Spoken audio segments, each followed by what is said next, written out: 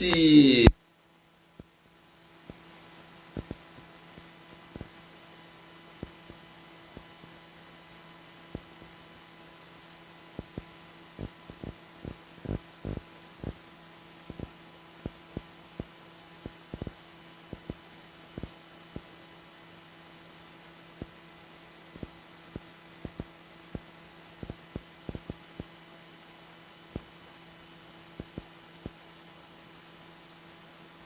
estima-se que em Ribeirão Preto nós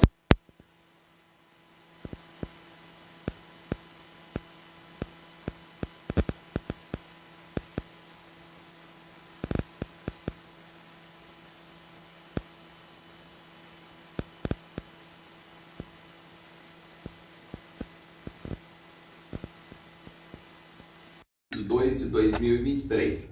Não sei se esse dado corresponde ao conhecimento da senhora, né? Mas nós vamos discutir essa questão.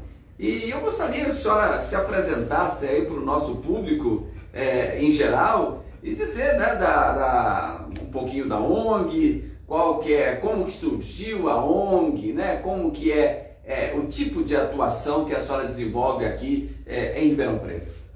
Vamos lá, eu sou a Paula, sou coordenadora do projeto da ONG Resolvi Mudar. Nós já estamos há 11 anos atuando aqui na cidade de Ribeirão Preto.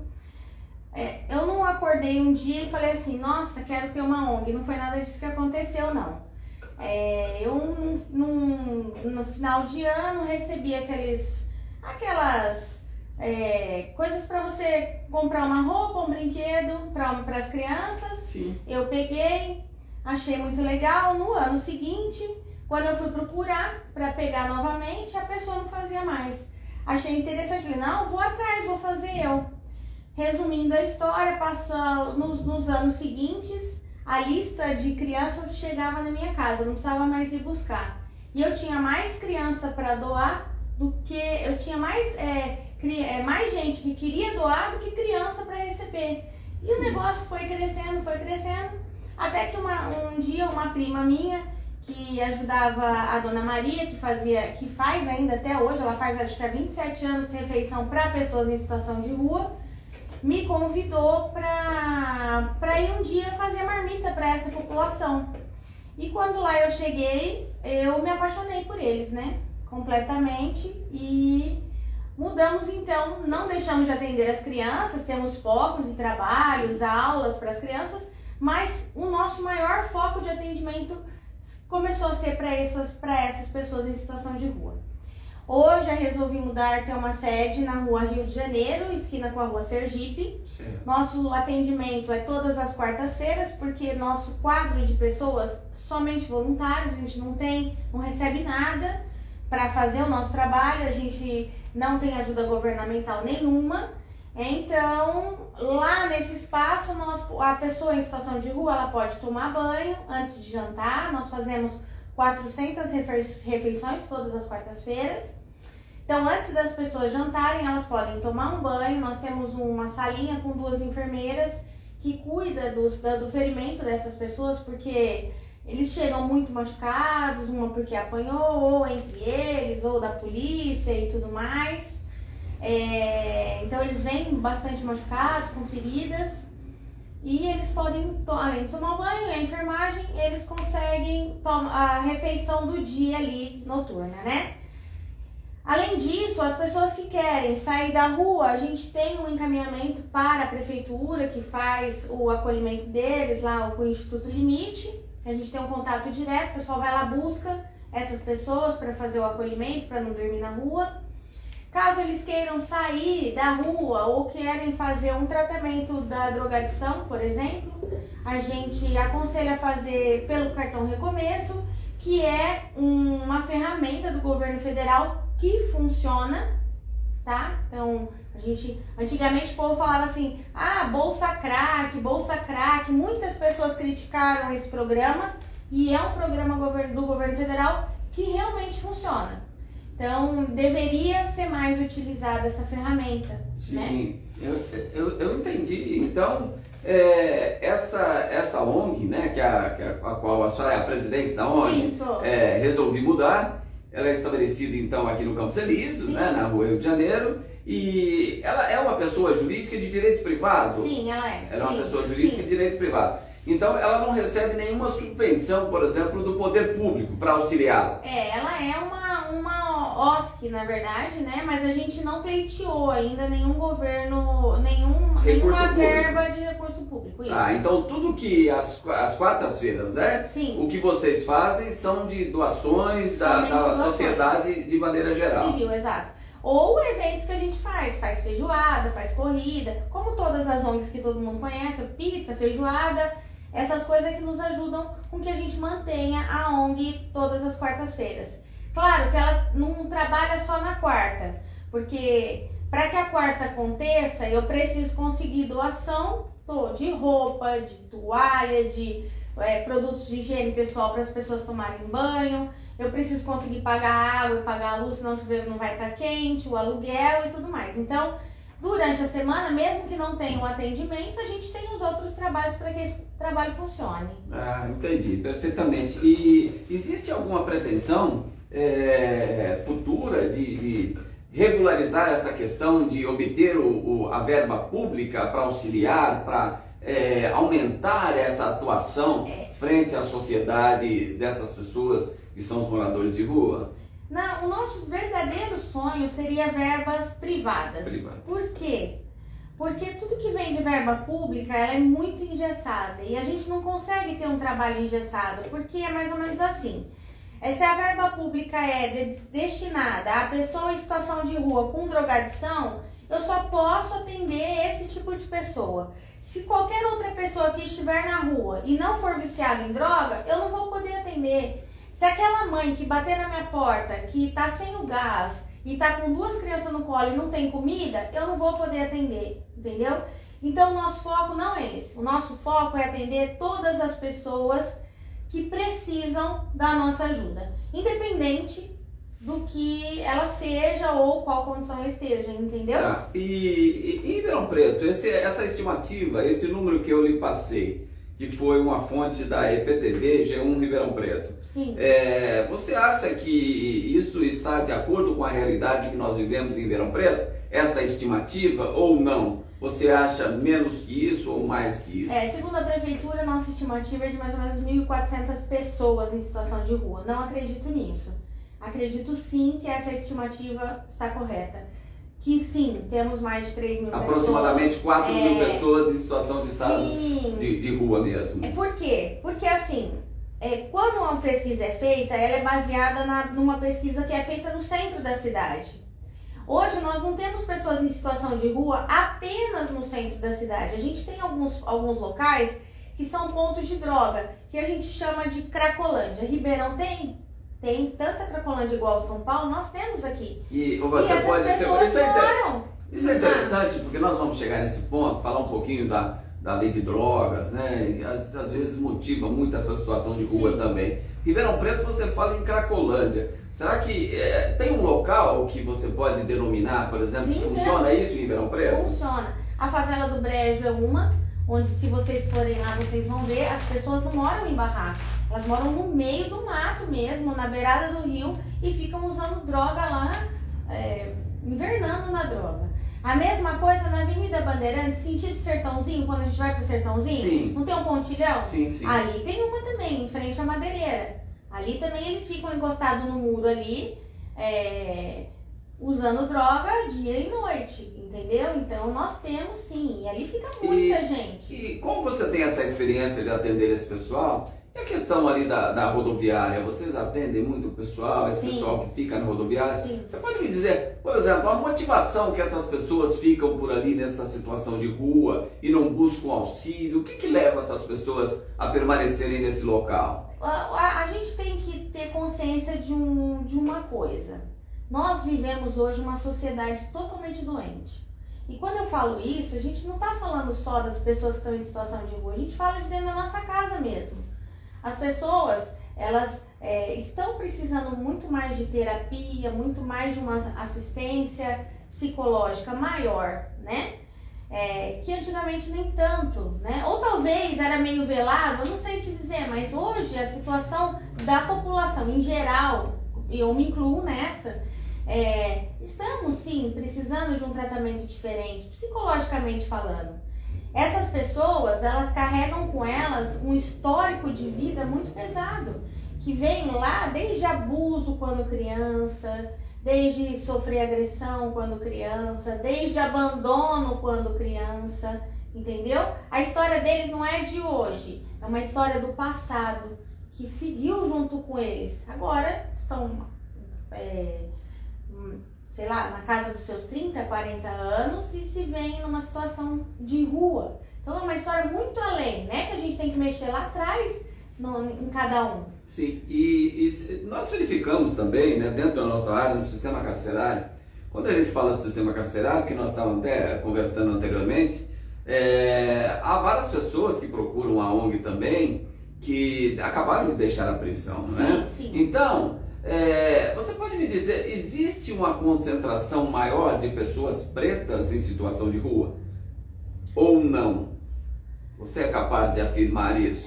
Existe sim. Existe. Porque não digo, não é um total de negras, mas negros ou um tom de pele um pouco mais escuros do que branco, né? Sim, porque isso reflete, né? Reflete o próprio sistema carcerário. Nós verificamos que hoje mais de 60% do sistema carcerário são pessoas são pessoas pretas que estão presas. Sim. Né? Pretas ou pardas. Então, há todo esse racismo estrutural. Então, sim, eu imaginei também que nessa situação,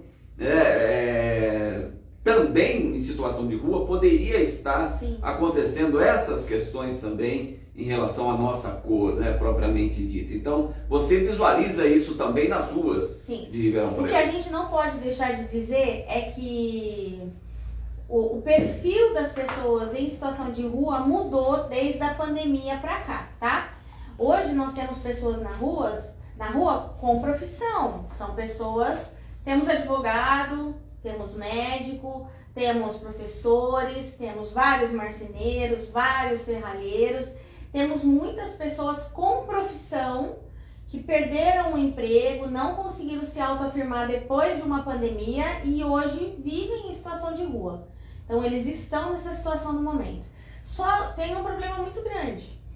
A partir do momento que a pessoa entrou em situação de rua, para que ela saia disso, é muito difícil, porque você empregaria uma pessoa que chegasse para você aqui com um currículo agora, e você disse que o currículo do cara era ótimo, mas você fala assim, aonde você mora? Eu não estou em situação de rua. Não, realmente a sociedade, né? A sociedade tem esse preconceito de maneira geral, né? Quando você falou do sistema carcerário, isso aí, meus alunos e ex-alunos que estão nos prestigiando, eles sabem muito bem disso, que a gente discute isso em sala de aula. Há um preconceito muito grande, né, dessas pessoas, principalmente egressas do sistema carcerário. Sim. Essas pessoas são vistas como pessoas que não deveriam existir, né, porque a sociedade quer ficar o mais longe possível dessas pessoas. E eu imagino que essas pessoas que estão em situação de rua também devem receber essa rejeição da sociedade de maneira geral. Né? Quanto mais longe, melhor. Não, olha, o sujeito está morando aqui em frente, do lado da minha casa. Não tem interesse, eu tenho que chamar alguém aqui para retirá-lo, mas não para ajudá-lo, mas para que eu fique livre, entre aspas, daquele problema. Será que é mais ou menos assim que funciona? Isso é uma realidade, porque há uns anos atrás, agora não, porque a nova secretária da Assistência Social trouxe de volta, está trazendo de volta o CETREM e o Centro Pop para o centro da cidade. Mas as secretarias anteriores da Assistência Social, a primeira coisa que eles fizeram é tirar o Centro Pop do centro da cidade, ou o CETREM do centro da cidade. Acho que todo mundo lembra, o CETREM era na Pernambuco. Sim. Tiraram de lá e jogaram lá pra cima da Avenida Brasil, longe pra caramba, tipo, vamos esconder o problema? Né? Então vou catar o problema e jogar lá longe, esconder onde ninguém tá vendo, porque não tá mais no centro da cidade. Não funcionou, não deu certo. A ferramenta não foi utilizada, né? Então eles mesmos não utilizavam, porque ficavam muito longe. Então agora está trazendo de volta para o centro da cidade, eu acredito que vai dar uma melhorada.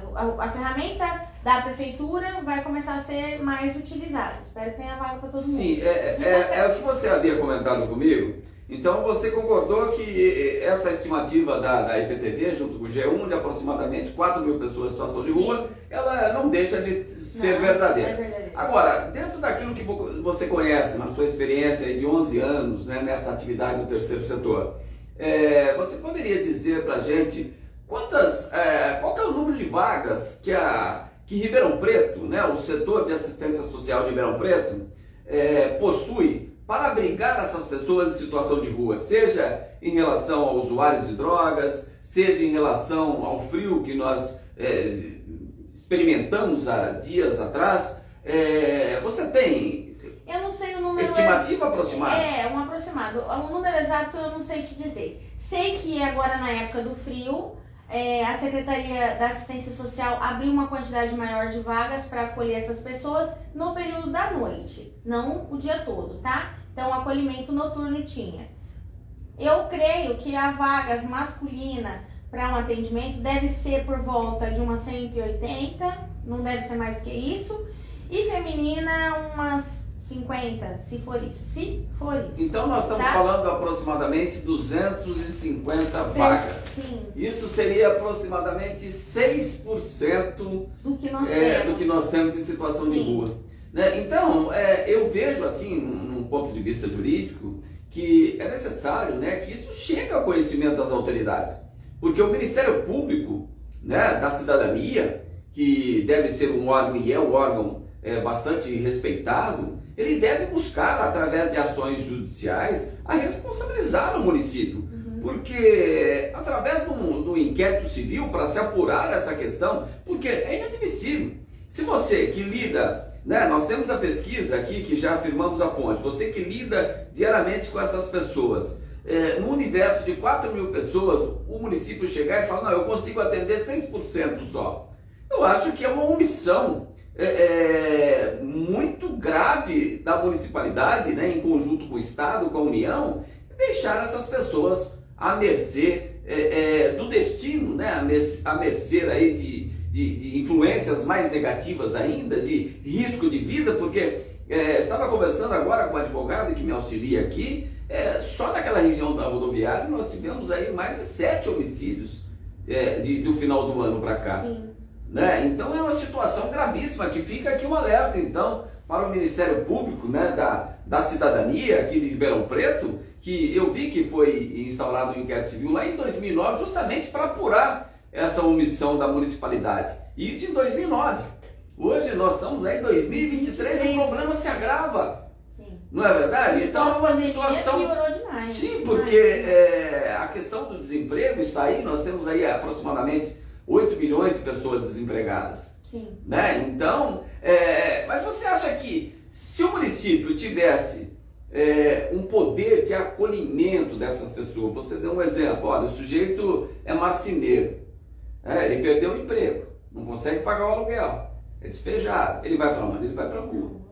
Será que se o município tivesse esse poder de acolher essa pessoa, dando uma oportunidade dele morar num lugar digno, ali num lugar modesto, mas digno, junto com a sua família, ele poderia facilmente se restabelecer e esse problema de Ribeirão Preto, de moradores de rua, poderia ser, pelo menos, minimizado? Eu acho que aí precisa ser feito um estudo sim, eu acredito que isso dá certo, mas a gente precisaria de mais pessoas trabalhando dentro da assistência social para que isso fosse acompanhado, né? Não adianta eu pegar você, tirar você da rua, te dar uma casa, alguma coisa e não te acompanhar, né? Para ver se você realmente está fazendo o que você combinou comigo, porque a prefeitura pode ter um combinado com essas pessoas, né? Inclusive pode empregar essas pessoas em vagas da própria prefeitura. Por que o cara não pode ir lá pintar uma escola? Por que esse cara não pode ir lá consertar algumas coisas dentro das escolas públicas, né?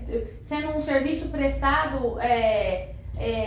uma via de mão dupla, uma troca, varrer as ruas, sei lá, eu tenho tanta coisa a fazer, tem tanta coisa no trabalho da prefeitura, no trabalho do município, que essas pessoas poderiam ajudar com mão de obra, por que não? Sim, eu entendi. Só exemplificando, que me chamou muita atenção, quando a gente fala de egresso do sistema carcerário, você conversava comigo, você já recebeu recebeu alguma pessoa que fala assim, olha, eu saí da cadeia agora, eu não tenho para onde ir. Sim. Você se deparou com alguma situação dessa natureza? Você poderia exemplificar? Sim, várias vezes. Já foi gente lá bater na ONG na quarta-feira, porque como a gente está a 2 quarteirões da rodoviária, nós estamos muito perto. Então, todo mundo fala, ó, sobe ali na Resolvi Mudar ali em cima, porque o pessoal vai te ajudar. Então, esse pessoal sobe. Eu sei que quando a pessoa sai da cadeia, eles dão, dependendo da cidade, traz as pessoas para uma metrópole, né? Então, por exemplo, traz até Ribeirão Preto. Daqui pra frente, ele tá por conta própria, entendeu? Se ele morar lá na Bahia, no Mato Grosso, qualquer seja outro lugar, ele tem que se virar para voltar para a família dele ou pro local da onde ele veio. Ele não tem como, a prefeitura não manda ele de volta. O sistema carcerário não manda ele de volta para a cidade então, dele, da onde trouxe. Através da assistência social, ela não teria o interesse de enviar ou prestar um auxílio para que essa pessoa retornasse até o seu local de origem, onde residem seus familiares? Isso é feito? Não. Segundo eu conversei com algumas pessoas que eram da assistência social sobre esse assunto, a prefeitura também é engessada. Então, é alguma coisa na lei, eu não sei te falar o que é, mas que eles só podem dar passagem para as pessoas mais 100 quilômetros. Então, vamos supor, o cara vai sair daqui, ele vai poder ir para mais uma cidade daqui 100 quilômetros. Nessa cidade, ele vai ter que pleitear com assistência social também, mais 100, mais 100, mais 100, até ele chegar na onde ele quiser chegar. E isso vira um círculo, né? Porque a pessoa sai daqui, né? Vem de lá, vem de cá, então sempre estaria transitando pessoas praticamente sem rumo em busca aí lá na frente do destino onde residem seus familiares. E nesse período, dormindo na rua. Porque ele não vai dormir, não tem algum lugar para que ele durma, entendeu? Até ele chegar na cidade, achar assistência social, ver onde fica o acolhimento. Cada cidade tem uma estrutura diferente. Certo. E outra questão também de autoindagação pra gente, Paulo, se você tem conhecimento, você poderia falar pra gente, a situação da criminalidade. Nós vivemos em Ribeirão Preto e a todo momento na mídia divulga-se furtos de cabos de energia elétrica, furtos de material de cobre e imputam esses furtos aí no centro de Ribeirão Preto e nas praças a esses moradores de rua. Você sabe, isso realmente é a grande maioria? O que você enxerga nessas pessoas que eles fazem isso para ganhar dinheiro, para sustentar o vício? Como que você vê isso aí e você sente isso na realidade? Eu acredito sim, que não só pelo vício ou pela comida, e também não são só pessoas em situação de rua que faz isso. A gente está cansado de ver roubo na cidade com o cara que tem moto, que tem carro. Não, é ou não é? Sim. Então não é só a pessoa em situação de rua que rouba. Nós temos outros tipos de ladrões aí. Que acontece que faz o furto? Mas sempre cai no mais fraco, né? Agora, o cara que rouba, que tá de moto, o cara que rouba, esse não conta. Esse não pode ir lá roubar os carros. Não, só a pessoa em situação de rua.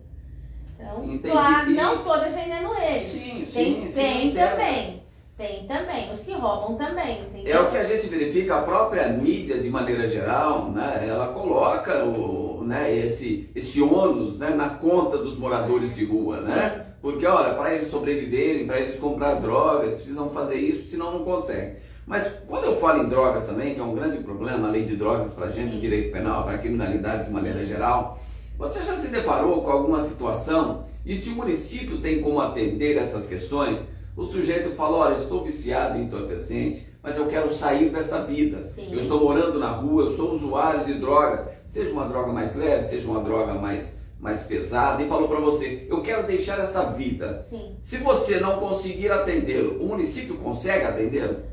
Município não. Sim, o governo federal tem um programa que chama Cartão Recomeço. É um programa que funciona muito. Ele tem só uma falhinha, pequenininha, que é assim, vamos supor que hoje eu quero sair da rua, eu quero fazer o tratamento, eu quero ser internado porque eu quero acabar com o meu vício. A gente vai direcionar essa pessoa para o UPA, qual que é a UPA? Tá, UPA da 13 ou UPA lá do Simeone. Lá mesmo ele vai chegar e vai falar assim, ó, eu quero participar do cartão recomeço, quero fazer da entrada. Lá ele passa por psicólogo, dentista, médico, faz assistente social, tudo dentro do UPA, certo? E aí eles já fazem o encaminhamento dele para o cartão recomeço. Para que a vaga dele saia, demora mais ou menos em torno de uns 15 dias para sair a vaga da internação. Nesse período desses 15 dias, o que acontece? Ele volta para a rua. Porque eles não têm aonde colocar ele para que ele espere a vaga. O que pode acontecer? Ele não voltar para ver se a vaga saiu, porque, claro, as pessoas que estão em situação de rua não tem celular. Não tem como eu ligar para ele e falar, olha, sua vaga saiu. Não tem jeito. Então, ele tem que voltar no UPA para saber se a vaga dele saiu. Tá, então você acha que se ele fosse ali levado até e já fizesse a internação voluntária dele, ou tivesse uma casa onde a hora que ele surgisse a vaga, na hora que surgiu o desejo dele de sair da rua, de sair desse ciclo vicioso que ele tem, nesse momento que ele vai no UPA, ele já deveria ser acolhido para uma casa. Já tira ele nesse momento e ele espera a vaga nessa casa, entendeu?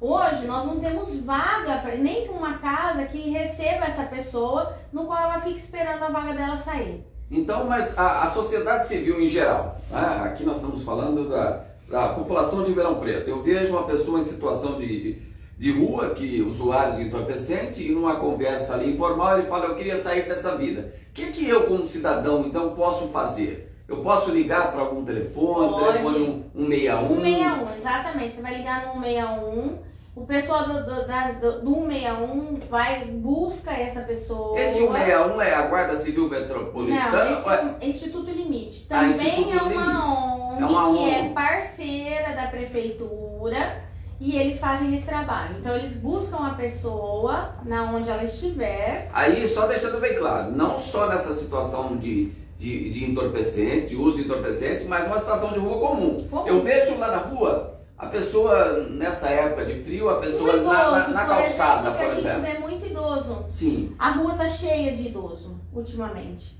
Se você prestar bastante atenção, você vai ver que tem muito idoso na rua. Isso deixa a gente coração partido.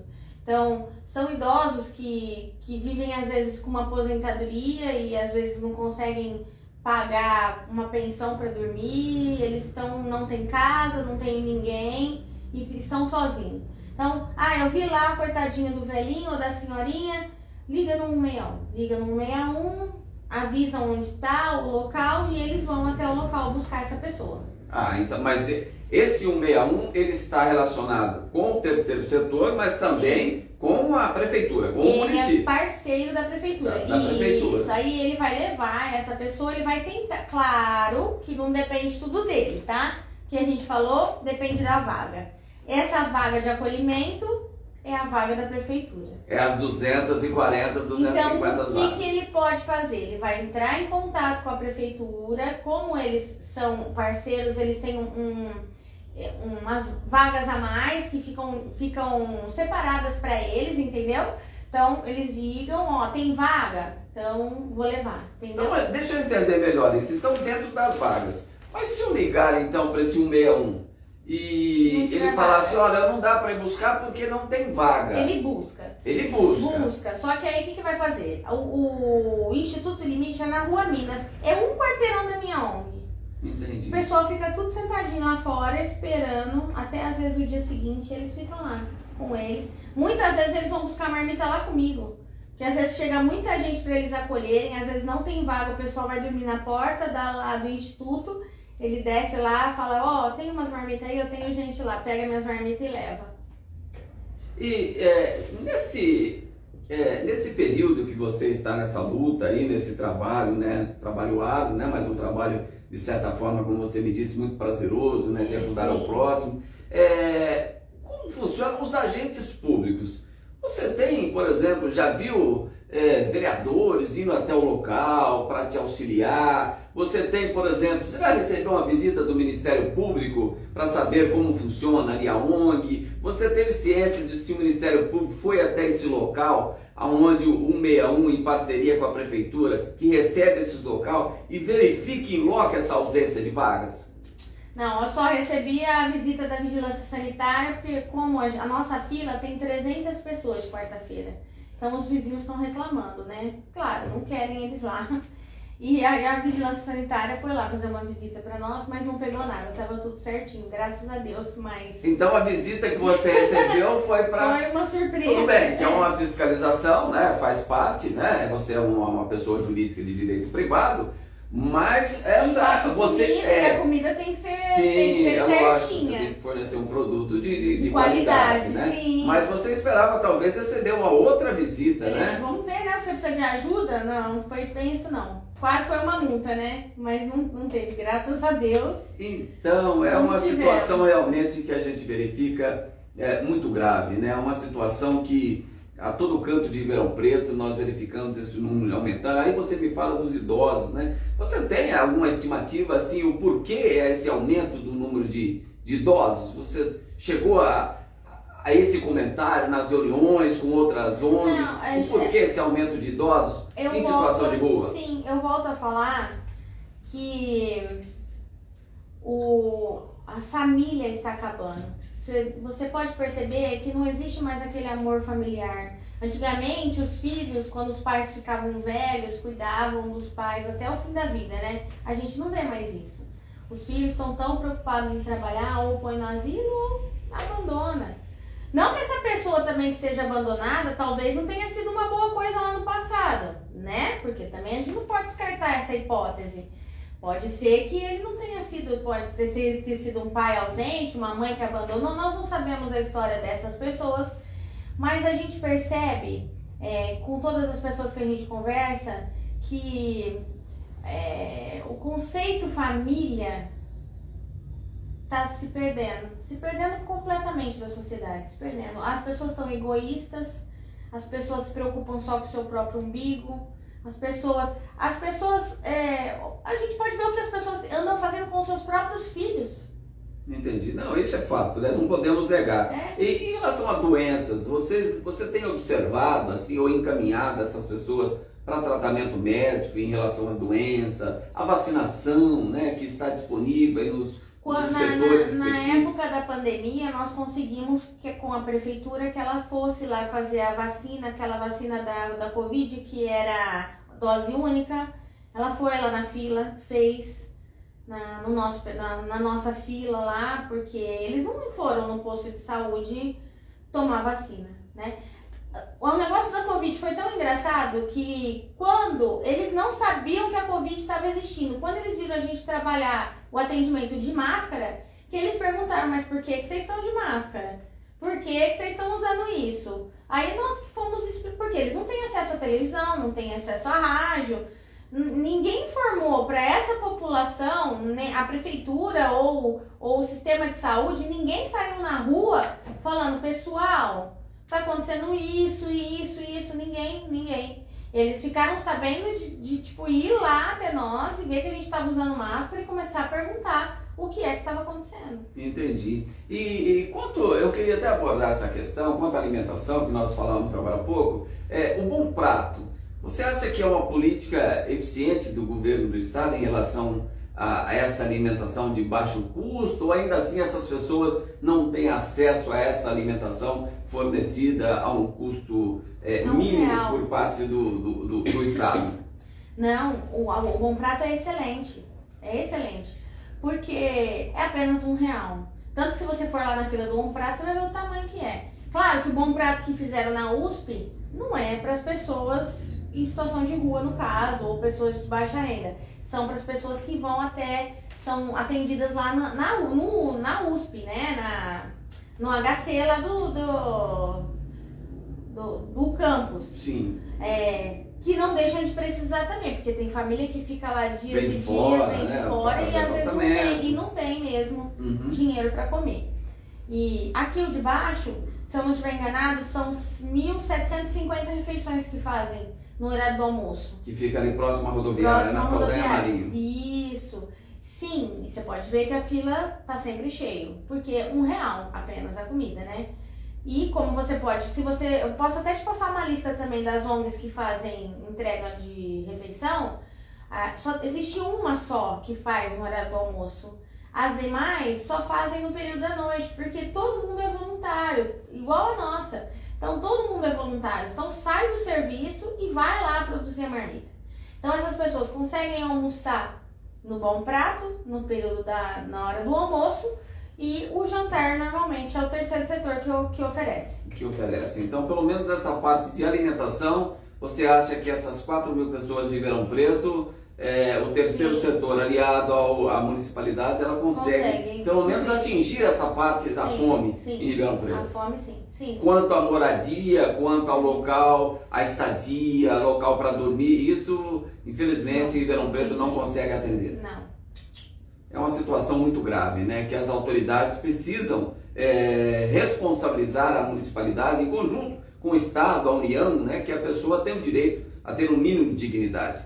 E é isso que a gente preza. Que a gente tem que ter uma parceria em geral, até com as empresas. Sim, a título de redução de impostos para doações, como tem o imposto de renda, você dedica uma cota do valor para...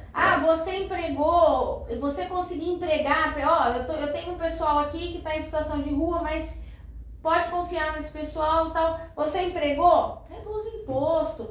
É uma chance da gente dar para que essas pessoas tenham uma segunda chance.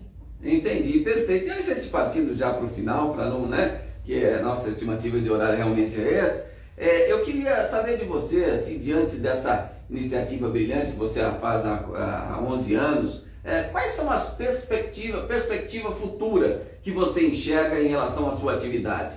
Qual que é a sua pretensão? O que você deseja? A gente deseja ter lá no local onde a gente faz cursos profissionalizantes para essas pessoas, ou de padeiro, ou sei lá, ou qualquer coisa, que a gente tenha um espaço bom lá. Hoje a gente não consegue fazer isso, não porque eu preciso ainda cobrir um espaço lá que não dá, fica aberto, então não dá. E outra que eu não tenho mão de obra voluntária, porque tem que ser voluntária, para que a gente comece um projeto desse. Tem que ter começo, meio e fim, né? Ou nunca mais o fim, mas ele precisa ter uma continuidade.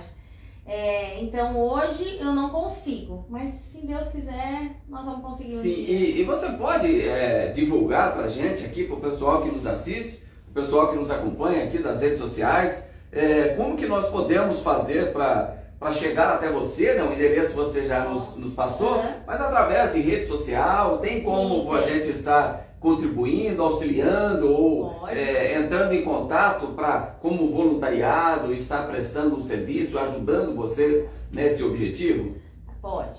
Se quiser entrar em contato no meu celular mesmo, pode ser o 16 9 93 30 10 10. A rede social da ONG, no Instagram é ONG Resolvi Mudar. Pode chamar lá também que a gente responde. Sim. Ou pelo Facebook, né? Que também é a ONG Resolvi Mudar no Facebook. E aí pode chamar lá que a gente também vai responder. Quer ser voluntário? Nós estamos precisando. É só ir na quarta-feira. Nós começamos a partir das 5:30 da tarde. Vamos até mais ou menos umas 9 horas da noite. Pode sair do serviço e ir direto para lá, que serviço tem. É só chegar, me procurar, ou eu ou a Luciana, e falar assim, vim ser voluntário, que a gente está precisando. Tá, e queria até já combinar com vocês, porque nós temos um projeto na faculdade com meus alunos, principalmente meus alunos de execução criminal. De repente, a gente fazer uma parceria já com a faculdade, conversando no núcleo de prática jurídica, para a gente fazer um atendimento jurídico a essas pessoas. Verificação de documentação, situação de encaminhar as pessoas para tirar a documentação. Sim, nós estamos falando muito disso. Né? Isso eu acho também de grande relevância. Nós poderíamos, que estamos ali perto, nós estamos ali no Moura Lacerda, na Padre Euclides, então acho que isso seria bastante positivo. E eu tomarei a liberdade de falar diretamente com os alunos o qual eu serei professor nesse semestre, junto com a coordenadora do curso de Direito e a coordenadora do Núcleo de Prática, para verificar se possamos fazer, né, essa ligação, né, de fazer nas quartas-feiras, por exemplo, esse atendimento, né, Não precisa ser na quarta, se você quiser, a gente pode, vamos supor que na terça-feira vocês querem fazer o atendimento. Eu na quarta ou na quinta, sei lá, na quarta-feira eu aviso na fila o tipo de atendimento que nós temos, o que nós vamos poder fazer, e as pessoas interessadas vão num dia especial só para isso. Aí a gente monta lá bonitinho, cadeiras para vocês atenderem cada um separado, não ficar um escutando o que o outro tem para falar.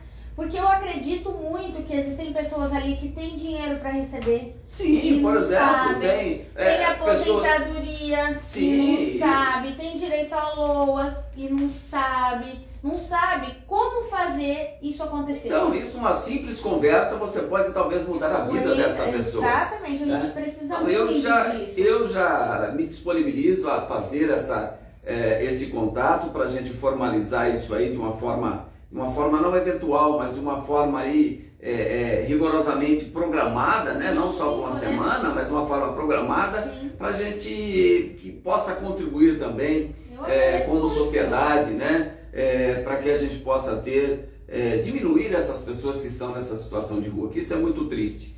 Mas eu quero agradecer, primeiro, ao professor Murilo, né? Murilo Carneiro, meu grande amigo, um abraço. E eu quero agradecer a ele que me indicou o seu nome, e foi um grande prazer em conhecer, e principalmente depois dessa conversa e verificar tudo que você faz em prol dessas pessoas mais necessitadas, o qual o Estado exclui quase de maneira completa, né, essas pessoas, como, olha, essas pessoas não existem. E para a sociedade, de maneira geral, elas olham essas pessoas e falam, essas pessoas não deveriam existir, mas não sabem como elas ali chegaram, de que forma, de onde elas vieram e sequer para onde elas irão, né? Então eu quero parabenizar a você e agradecer por demais para você ter vindo aqui no Centro de Estudos, e espero que essa conversa seja a primeira de várias. Muitas, eu também. De uma grande parceria que nós vamos estabelecer. Da minha parte, você pode contar com isso. Eu agradeço. Né? Faz 23 anos que eu estou ali do lado e tive a oportunidade, através do professor Murilo, ir lhe encontrar. O Murilo é maravilhoso, né? É uma grande pessoa, professor Murilo. Tá bom? Então, muito obrigado